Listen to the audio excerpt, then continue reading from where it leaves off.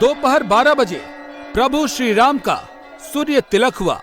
उसी वक्त पूरे देश में क्या क्या हुआ।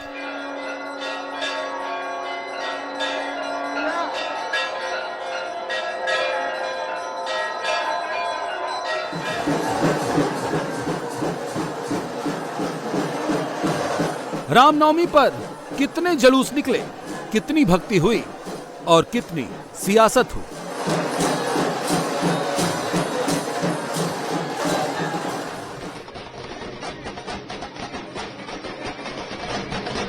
राम के नाम पर आने वाले चुनाव में किसके वोट बने, किसके वोट बिगड़े।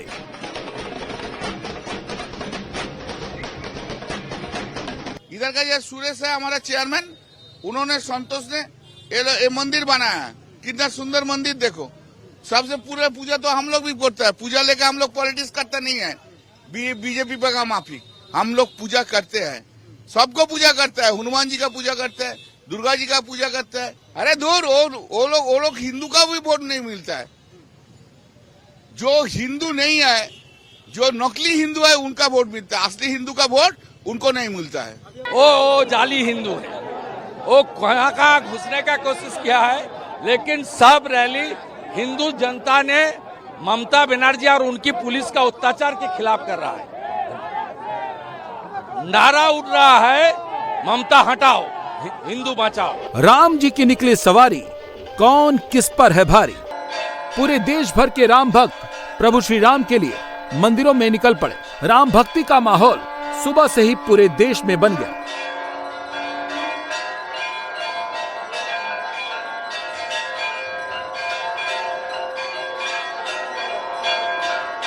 दोपहर 12 बजे जब अयोध्या में भगवान राम के मस्तक पर सूर्य की किरणों ने जब तिलक लगाया तो पूरा देश रामनवमी के जश्न में डूब गया।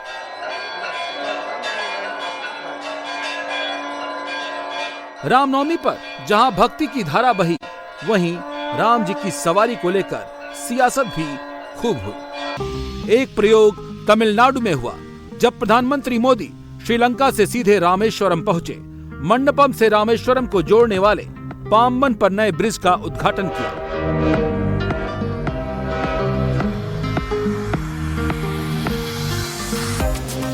फिर वो वहां से रामनाथ स्वामी मंदिर गए। वहां जाकर भगवान शंकर की पूजा की। तमिलनाडु में चुनाव है, यहां से मोदी ने जय श्री राम का उद्घोष किया। राम के नाम पर एक प्रयोग यहां हुआ। आज रामनवमी है, मेरे साथ बोलिए जय श्री राम, जय श्री राम, जय Shri Ram. The new Pamban bridge to Rameshwaram brings technology and tradition together. New train service will improve the connectivity from Rameshwaram to Chennai and other parts of the country. This will benefit both trade and tourism in Tamil Nadu.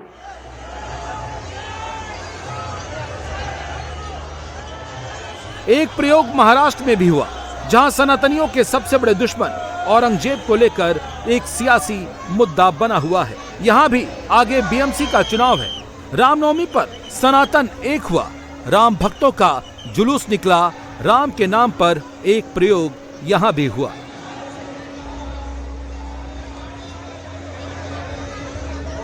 उत्साह, लोगों का प्यार और लोगों की आस्था अपने आप में ये दिखाती है कि प्रभु श्री राम हर एक के दिल में बसे हैं। हमारे देश की आस्था है, इस देश को एकजुट करते हैं और इस देश के 140 करोड़ लोगों का संयुक्त प्रयास से हम सब ईश्वर के आशीर्वाद से विकसित भारत बनाएंगे। सर, एक भव्य झांकी देखने को मिल रही है, ऐसा उत्सव पूरे देश भर में मनाया जाए, क्या कहना चाहिए? ये प्रभु का आशीर्वाद है कि आज मालवानी में इतनी बड़ी शोभा यात्रा, ऐसे लग रहा है जैसे पूरा मालवानी राममय हो गया।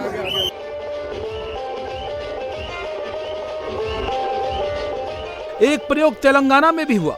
रेवंत रेड्डी सरकार ने रामनवमी के जुलूस में डीजे बजाने, कैमरे और ड्रोन के यूज करने पर पाबंदी का एक नोटिस दिया। फिर बीजेपी विधायक टी राजा ने मुख्यमंत्री को चैलेंज कर रामनवमी पर नया प्रयोग किया। यहाँ डीजे भी बजा, जुलूस भी निकला और कैमरे भी चले। राम के नाम पर एक प्रयोग यहाँ भी हुआ।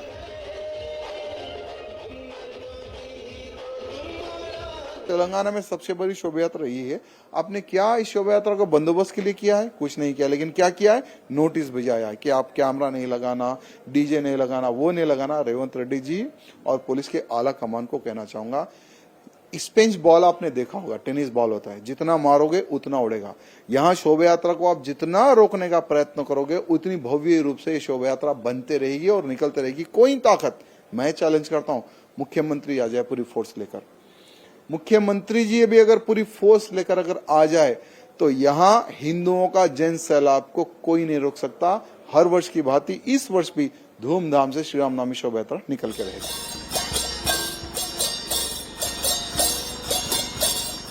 एक प्रयोग कश्मीर में भी हुआ, जब श्रीनगर के कटेश्वर मंदिर से रामनवमी की बहुत बड़ी झांकी निकाली गई, जो श्रीनगर की सड़कों से होते हुए लाल चौक पर पहुंची।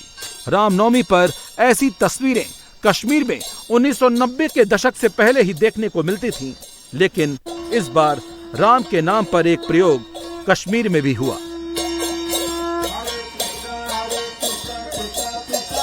देख ही रहे हैं, जो भाईचारे की मिसाल कश्मीर है वो दिखा रहा है और सब मिलजुल के स्वागत कर रहे हैं राम जी की झांकी का। हर साल हम इस तरह की झांकी देखते हैं, बिल्कुल, लेकिन आज हम देख रहे हैं कि काफी तादाद में श्रद्धालु जुड़े हुए हैं। बिल्कुल बिल्कुल, लोगों का प्रेम अब बढ़ रहा है। प्रेम तो था ही, वो खाली जागृत करता है, वो भगवान श्री राम जी ने जागृत कर दिया। तो कितना बदलाव आपको आज कश्मीर में दिख रहा है?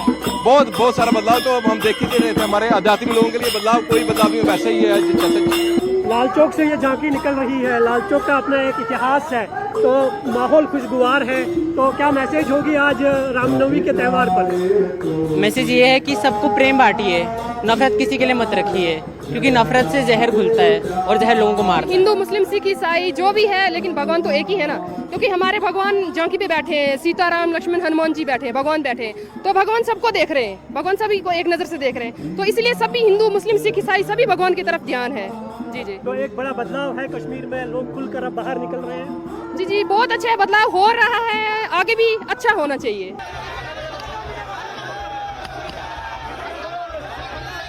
लेकिन रामनवमी पर सबसे बड़ा प्रयोग बंगाल में हुआ, जहां रामनवमी के जुलूस पर ममता सरकार अब तक पाबंदियां लगाती थी। इस बार कोलकाता हाईकोर्ट के फैसले के बाद पूरे बंगाल में रामनवमी का जुलूस निकला।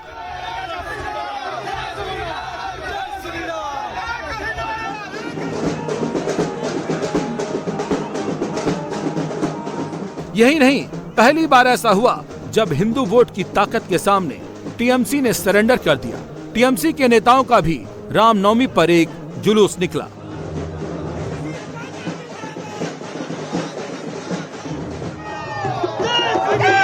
लेकिन राम के नाम का बंगाल में सबसे बड़ा एपिसेंटर नंदीग्राम बना, जहां शुभेंदु अधिकारी ने अयोध्या जैसे ही राम मंदिर की नींव रखी। राम के नाम पर सबसे बड़ा प्रयोग नंदीग्राम में हुआ। राम मंदिर उद्घाटन का दिन 22 जनवरी, इसका चीफ मिनिस्टर ने कलकत्ता में मिছিল किया। महाकुंभ को मृत्यु कुंभ बताया। हिंदू धर्म को खिलाफत कमेटी का प्रोग्राम ईद का दिन गंदा धर्म बताया। ये बिगाड़ने का काम चीफ मिनिस्टर और उनकी सरकार कर रहा है। मोदी जी का स्लोगन है, ये जमीनी हकीकत है, एक रहेगा तो सेफ रहेगा और बांटना मत। इस बार बंगाल का सनातनी बांटेगा नहीं, वो 500 रुपया में बिकने वाला नहीं है। इस रामनवमी पर जिस तरह से राम के नाम का माहौल बना है, उससे एक बात तो साफ हो गई है, 80% हिंदुत्व वोट का नया रिमोट राम जी के पास है, जिसकी सबसे बड़ी प्रयोगशाला पश्चिम बंगाल बनने वाला है, जहां 26 में चुनाव है। बीजेपी को लगता है अगर 73% बंगाली हिंदू वोट एकजुट होकर साथ आ गया तो टीएमसी का किला हिल जाएगा। बंगाल में रामनवमी और दुर्गा पूजा वो मैग्नेट है जो बंगाल के सनातन वोटरों को खींचता है। आंकड़े कह रहे हैं जैसे जैसे सनातन जग रहा है, ममता का वोट घट रहा है। 2024 लोकसभा चुनाव में बीजेपी टीएमसी से सिर्फ 7% वोट से पीछे थी। 2021 के विधानसभा चुनाव में बीजेपी टीएमसी से 10% वोट पीछे थी। बीजेपी और टीएमसी के बीच वोटों का फासला लगातार घट रहा है और इस बार 10% वोट की खाई को राम के नाम से पाटने की कोशिश बीजेपी कर रही है, जिसमें सबसे नया प्रयोग नंदीग्राम में हो रहा है, जहां शुभेंदु अधिकारी एक राम मंदिर बना रहे हैं।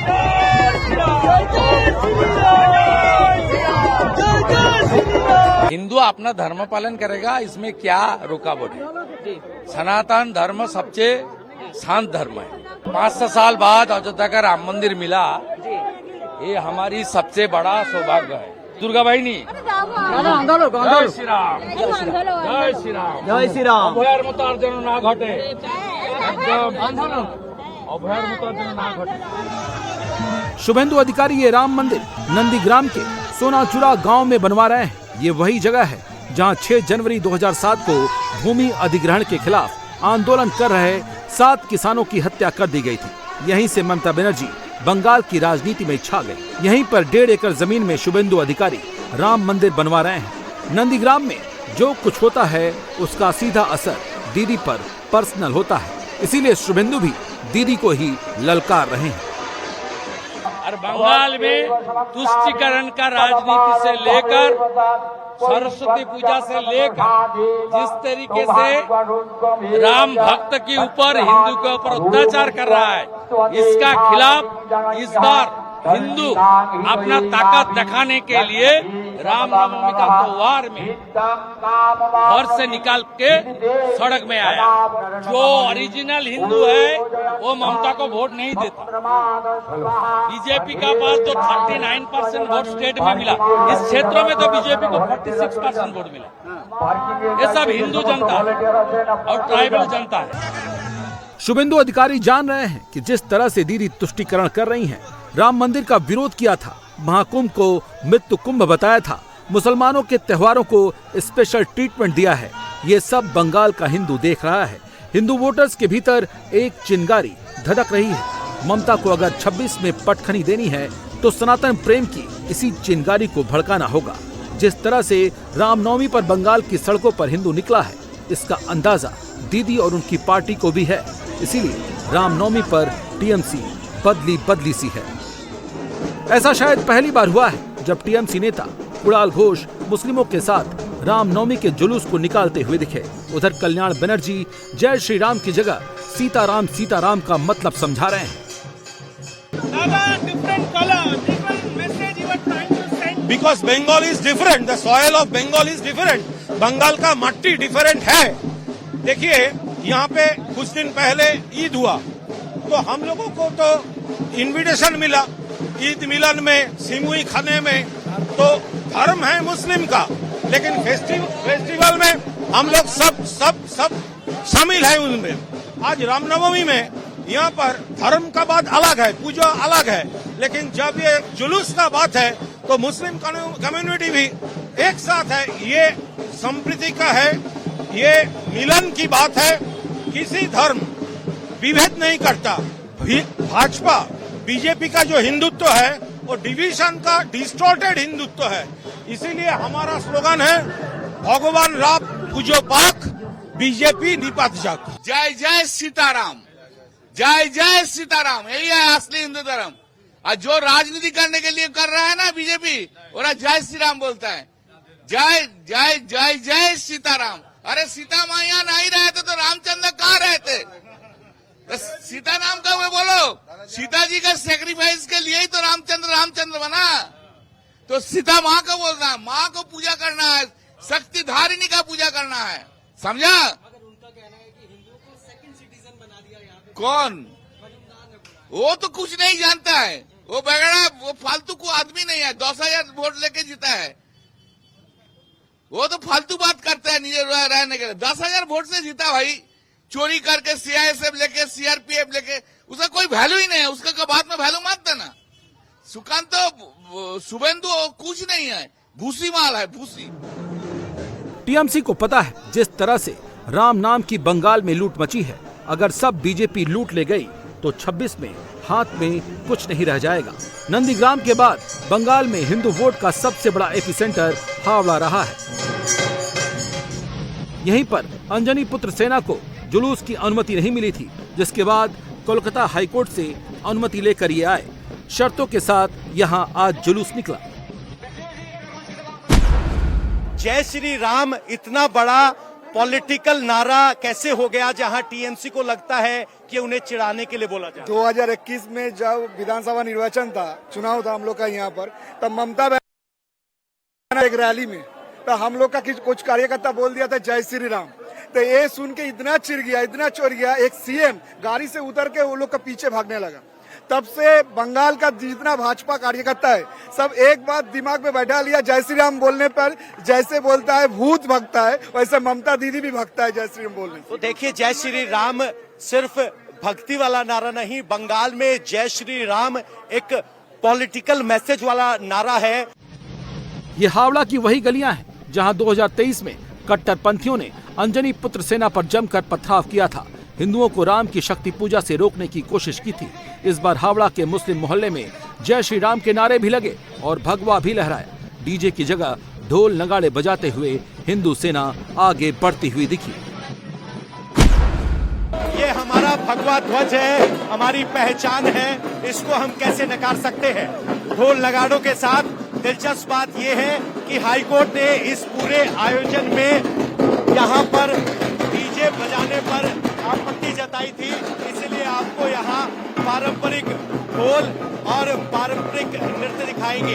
हालांकि ये शोभा यात्रा लिमिटेड है, 500 लोगों की ही अनुमति है। हिंदू सेना की दुर्गा वाहिनी में भी हुंकार भरते हुए सड़क पर पूरी ताकत के साथ भगवा लेकर उतरी थी।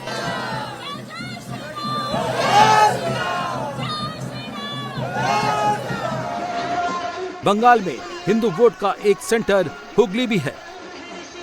हुगली टीएमसी का गढ़ है। रामनवमी पर हिंदुओं ने जिस जोश से यहां जुलूस निकाला, उससे ममता बनर्जी की टेंशन बढ़नी तय है।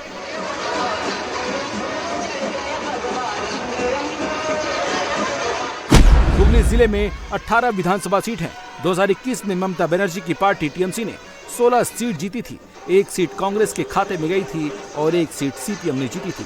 बीजेपी यहां खाता नहीं खोल पाई थी। जादवपुर भी टीएमसी का एक तगड़ा गढ़ है। जादवपुर यूनिवर्सिटी पढ़ाई से ज्यादा राजनीति का अड्डा रहा है। यहाँ टीएमसी और लेफ्ट दोनों की छात्र विंग रामनवमी की पूजा का विरोध करती रही है। इस बार भी परमिशन नहीं मिली, लेकिन यहाँ हिंदू छात्रों ने बिना परमिशन लिए यूनिवर्सिटी में मूर्ति स्थापित की और पूजा की। So that is unfortunate because there are several religious activities are happening inside the university. But why not Ram Navami? Is there any reason? Sir, इस बार भी permission नहीं मिला गया। क्यों? What is the reason? There should be reason. Permission नहीं दिया कि ये लोग बस जो लेफ्ट लीनिंग ऑर्गेनाइजेशन या माओइस्ट नक्सल ऑर्गेनाइजेशन है, ये लोगों के डर से, या कुछ ऑर्गेनाइजेशन टीचर फैकल्टी का है भी है, वो लोगों के डर से परमिशन नहीं दिया। बाकी जो भी लिखा है वो एक्सक्यूज है। तो हम लोग चाहते हैं वो लोग आके कोई झमेला नहीं करेगा। सब अगर आएगा भी तो मतलब यहाँ पे पूजा पे पार्ट लेगा, भाग लेगा, प्रसाद लेगा। इसे बंगाल के हिंदुओं में बढ़ती एकता और युवाओं के मन बदलने का संकेत माना जा रहा है। ममता बनर्जी चाहती नहीं कि हिंदुओं के त्योहार यहाँ पे हो, क्योंकि ममता बनर्जी ये जताना चाहती है कि हिंदू ममता बनर्जी को वोट नहीं देते, इसलिए तो आप दूसरे दर्जे के नागरिक हैं। लेकिन हिंदू इससे डरने वाला नहीं है। हिंदू लड़ेगा और लड़के आगे आने वाले समय में जिन लोगों ने पत्थर मारा था उनके सीने के ऊपर से हमने रामनवमी किया, अगली बार भी करेंगे, हर साल करेंगे। कितना हिम्मत है देखेंगे, कितना पत्थर मार सकते हो हम देखेंगे। आसनसोल में बीजेपी विधायक अग्निपॉल मित्रा तलवार लेकर रामनवमी के जुलूस में शामिल हुई। मुख्यमंत्री ममता बनर्जी पर सीधा अटैक कर हिंदू सेना का जोश दुगना कर दिया। एक ही नारा, एक ही नारा। बंगाल में रामनवमी पर हिंदू संगठनों ने 5000 जगहों पर राम महोत्सव मनाया। 200 के करीब झांकी निकाली गई। 2000 से ज्यादा जुलूस पूरे बंगाल में निकाले गए। तो हम लोग किसी का परमिशन का हम लोग मोहताज नहीं है। इंटीमेशन देना है, पुलिस को इंटीमेशन दे दिए है। जहां भी रामनवमी का मिছিল निकलेगा वो हम लोग जोरदार धूमधाम से करेंगे। और कोई भी पुलिस या कोई भी प्रशासन का लोग अगर उसको बंद करने के लिए आएंगे तो आप एक बार दीदी भाई को फोन लगा दीजिए। ये आसनसोल जिला में कहीं पर अगर पुलिस और प्रशासन में बाधा देने का कोशिश किए तो दीदी भाई है आपके साथ, कोई चिंता का कारण नहीं।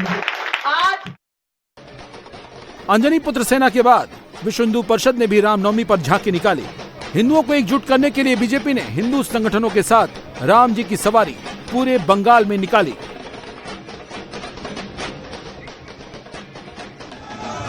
सुमिंदु अधिकारी पूर्वी मेदिनीपुर, कोलकाता, भवानीपुर, मोमिनपुर का मोर्चा संभाला।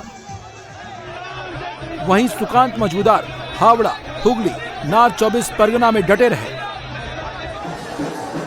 दिलीप घोष खेलार मेदिनीपुर, तमलुक, मेचेदा और खड़गपुर में भगवा ब्रिगेड का नेतृत्व कर रहे थे। मिथुन चक्रवर्ती को नार 24 परगना में राम भक्तों को लीड करने की जिम्मेदारी दी गई थी। लेकिन इस बार वो नहीं हुआ जो पहले हुआ करता था, क्योंकि दीदी को पता है कि इस बार सनातन अगर नाराज हुआ तो 26 का मामला हाथ से गया। रामनवमी पर असली मैसेज तो अयोध्या से आया, जब दोपहर 12 बजे प्रभु श्री राम का सूर्य तिलक हुआ। 4 मिनट तक मस्तक पर सूर्य की किरणें ठहर गए। पूरी दुनिया ने टीवी पर ये लाइव देखा और जिन भक्तों ने साक्षात दर्शन किए वो तो निहाल हो गए।